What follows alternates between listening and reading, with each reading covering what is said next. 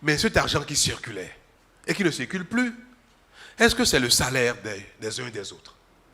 Est-ce que c'est le prix de vente du maïs, de l'igname, du manioc, du coton des uns et des autres?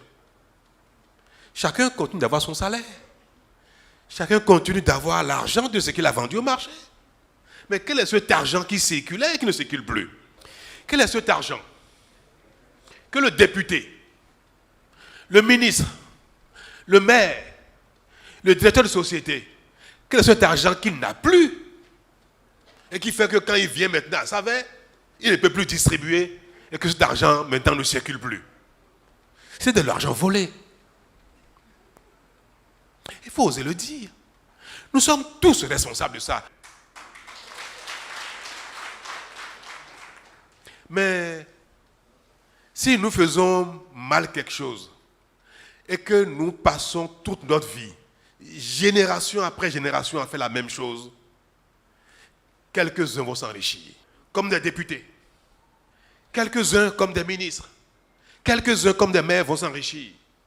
Et les autres vont rester toujours des mendiants. Le péché que nous avons commis tous ensemble a construit un pays de mendiants.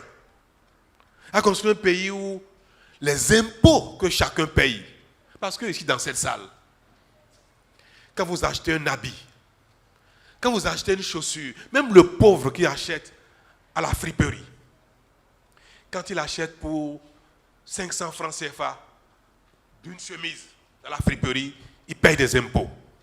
Cet impôt-là, c'est ça que chacun des élites, des responsables détourne pour jouer les riches. C'est l'argent des Béninois, des plus pauvres, qui n'ont pas l'eau, qui n'ont pas de piste rurale pour évacuer leurs marchandises, qui n'ont pas d'électricité, qui ne peuvent pas aller se soigner dans un hôpital quand ils sont malades. Et ceux-là, pourtant, malgré leur pauvreté, ils payent des impôts. C'est leur argent qui circulait, mais qui ne leur rendait pas service, qui ne leur rendait aucun service. Si nous faisons l'effort, que chacun se contente de ce qu'il gagne, ça va durer 5 ans, 10 ans, 15 ans, peut-être même 20 ans. Mais au bout et très vite, les enfants du Bénin, les uns après les autres, vont se suffire.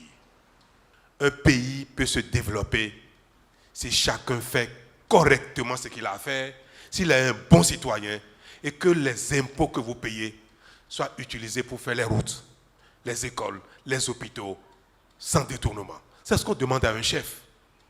On ne demande pas à un chef de faire des miracles. Le miracle, c'est chacun de nous qui le faisons.